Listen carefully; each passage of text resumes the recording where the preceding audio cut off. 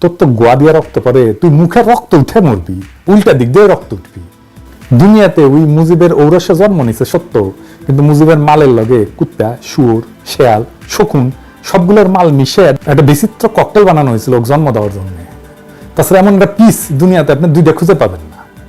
We কয় যে উচ্চ আদালতের রায় হতাশ হবে না আন্দোলনকারীরা। শুনেন, সর্বোচ্চ আদালতের রায় আসা পর্যন্ত ধৈর্য ধরে অপেক্ষা করার জন্য আমি সকলকে বিশেষভাবে অনুরোধ জানাচ্ছি, তাদের হতাশ হতে হবে না। তুই কেমনে জানলো কি রায় আসবে?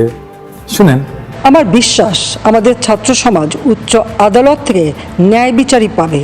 তার মানে ওই জানে কি রায় আসবে, কোটা থাকবে, হামলাকারীরা ছাড়া পাবে না। এখন কয় হতাশ হবে না, তো আদালতে যদি মীমাংসা হয় তাহলে কেমনে সে বলে কোটা থাকবে, তাই না? আর কেমনে বলে আন্দোলনকারীরা হতাশ হবে না? কোটা যদি থাকেই তাহলে 2018 সালে কেন বলছিল কোটা থাকবে না? এটার সাফাই আবার পরে নিজেই দিছিল, কইছিল যে আমি বিরক্ত হয়ে কইছিলাম কোটা থাকবে না। বিরক্ত হইয়া কোনো রাষ্ট্রীয় সিদ্ধান্ত নেওয়া যায় না, শপথ পাঠ করতে হয় যে অনুরাগ বা বিরাগের বশবর্তী হয়ে কোনো সিদ্ধান্ত নেব না। ওই কি দেশের রাজা যে বিরক্ত হয়ে সিদ্ধান্ত নেয়? এখন আদালতে এই রায় হয় স্থগিত করবে বা বাতিল করবে, তাহলে সমস্যা মিটবে না মিটবে না? কেন মিটবে না আসেন সেটা দেখি। কারণ ওই প্রশ্নপত্র দিয়ে দিবে পিএসসি সদস্য কারা, আওয়ামী লীগের লোকেরা। ইস্তিমাম বলেছিল না রিটেনে টেকো আমরা দেখবো, এই প্রশাসন দিয়েই তো পাতানো নির্বাচন করে, আমার কথা না। নিজে কি বলছে ইস্তিমাম দেখেন, কইছে আমি নিজে অনেক উপজেলায় গেছি, সেখানে আমাদের যারা ছিল মানে দলের ছাত্রলীগের তাদের সঙ্গে কথা বলে নির্বাচন করেছি, দেখছেন তারা আমাদের পাশে আছে, তারা বুক পেতে দিয়েছে। এটা তো হাসিনার নিজের পরিকল্পনা। দেখেন কি বলে, নেত্রীর সঙ্গে কথা হলে তিনি সবসময় বলেন কিভাবে আমাদের ছেলেদের জন্য ব্যবস্থা করা যায়। আপনার বা আমার ছেলে তো চাকরি হবে না, সরকারি চাকরি, পুলিশ ভেরিফিকেশন আটকাই দিবে শেষে। এই যে সাদ্দাম বলছিল না যারা কোটা আন্দোলন করছে তাদের কারো চাকরি হয় নাই, এইবারেও যারা করতেছে আন্দোলন আপনাদের তালিকা করে বাদ দিবে, পুলিশ ভেরিফিকেশনে বাদ দিবে, ফেল করায় দিবে, খাতা দেখে কারা। আচ্ছা এইবার আসে, খাতা দেখার বাদ কথা বাদ দেন, ভাইবা নাই কারা, ওই তো বাদ দিয়ে দিবে। আচ্ছা এবার আসেন সরকারি চাকরির সংখ্যা দেখি, মোট কত সরকারি চাকরি? পিয়ন, দারোয়ান সব মিলে 15 লাখ সরকারি কর্মচারী। এই 15 লাখই হচ্ছে আওয়ামী লীগের লোকজন, সবাই। এর দু একজন হয়তো এদিক সেদিক যাইতে পারে, এটা ব্যতিক্রম।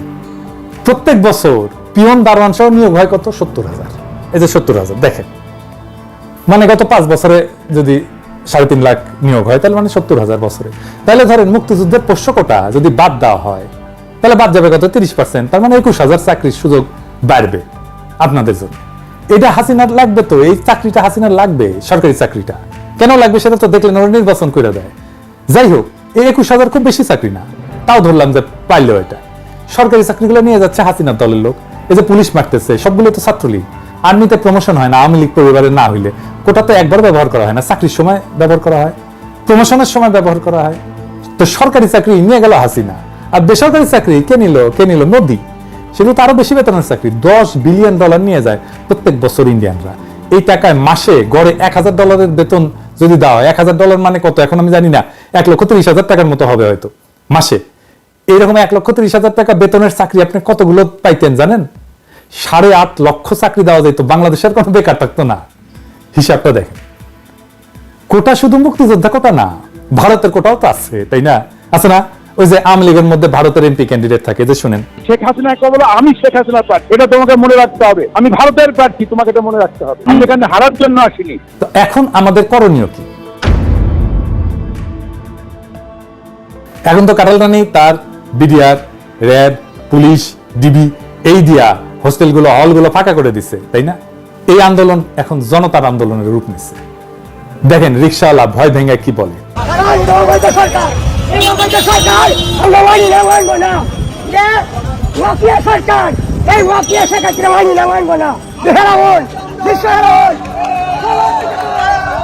আমাদের মনে হয় এটা অযুক্তি না, কারণ মুক্তিযোদ্ধারা সন্তানরা চাকরি পাইছে, তার এখন নাতিরাও পাইতেছে, এটা তো সম্ভব না। কারণ আমার সন্তান কি করে খাবে?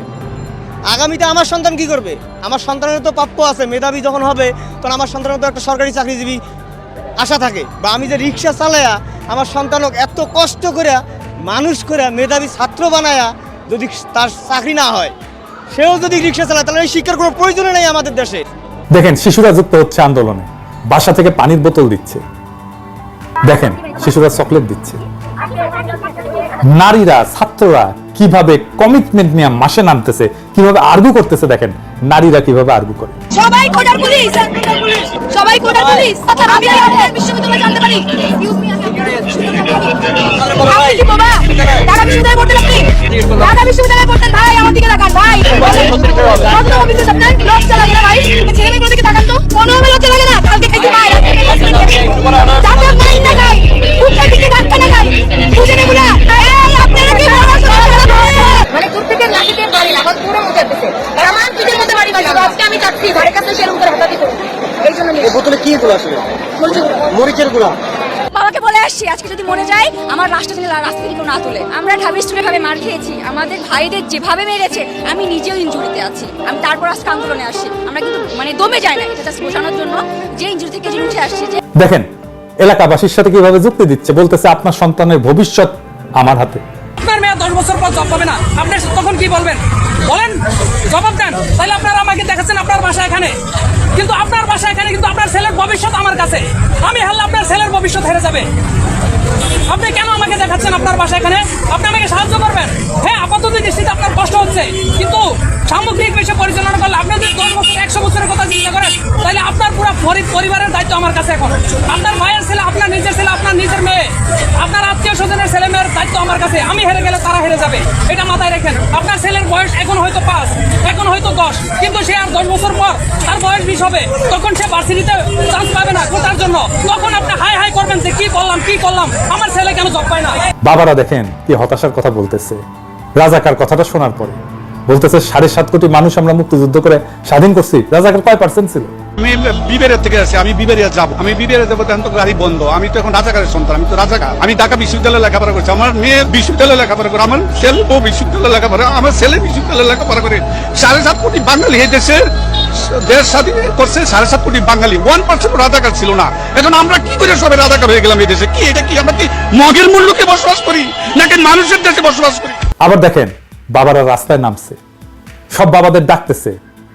দেখেন আমার সন্তান এখানে আছে, আমিও আছি, আপনার বাবাদেরকে ডাকতেন, সন্তান আজকে থেকে এইভাবে রাস্তায় নেমে আসবেন, মুরব্বীরা রাস্তায় নেমে আসবেন, সন্ত্রাসী সংগঠন ছাত্রলীগ আর বাকশালীদের আপনাদের এলাকা থেকে উৎখাত করবেন, জয় বাংলা করে দেবেন।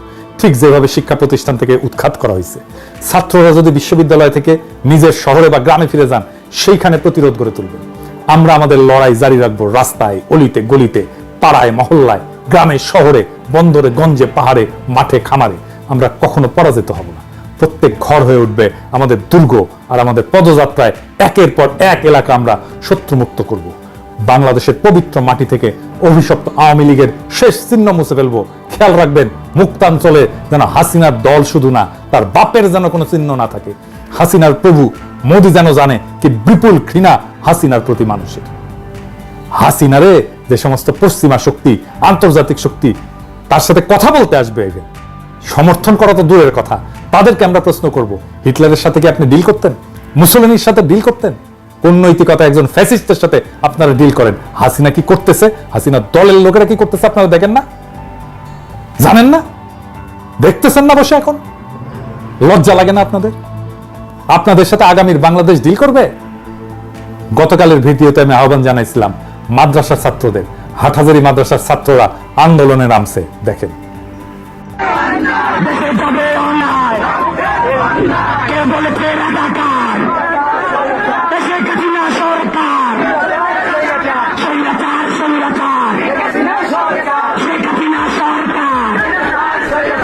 শুক্রিয়া আমাদের ভাইদের। আমি রিকশাওয়ালাদের বলছিলাম, আপনারা তো দেখলেন কি নির্ভয়ে তারা কথা বলতেছে। আগামীকাল আপনারা আপনার শহরে রিকশা মিছিল করবেন, আধা ঘন্টার, ছাত্রদের সাথে সংহতি জানায়।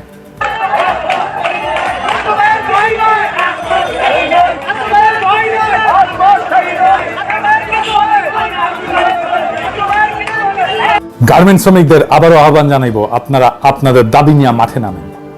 আর একটা দলকে বলবো, বলা হয় নাই, আপনাদের অনেকেই আপনাদের সমস্ত সারা জীবনের সঞ্চয় নিয়ে শেয়ার মার্কেটে বিনিয়োগ করছিলেন, আর দরবেশ বাবা খাইয়া দিচ্ছে পুরাটা।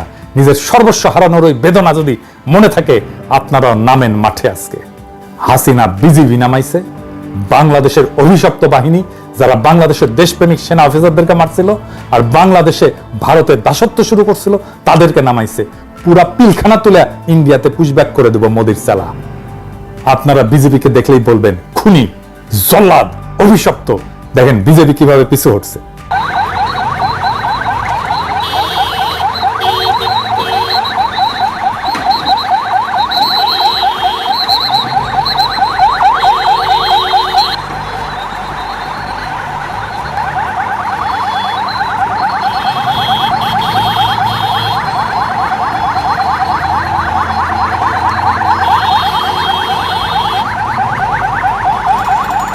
স্যাংশন খাওয়া র্যাব নামাইছে আর নামছে ভাতের হোটেলের হারুন। এই হারুন না তো গোয়ার মধ্যে ইন্ডিয়ান মরিচ পটকা ঢুকায় ফুটাই দেবো, তো ডিবি অফিস বুলডোজার দেয়া মাটির সাথে মিশাই দেবো।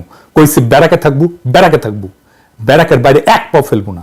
দেখেন ক্যাঙ্কা করে প্রতিরোধের মুখে পালায়।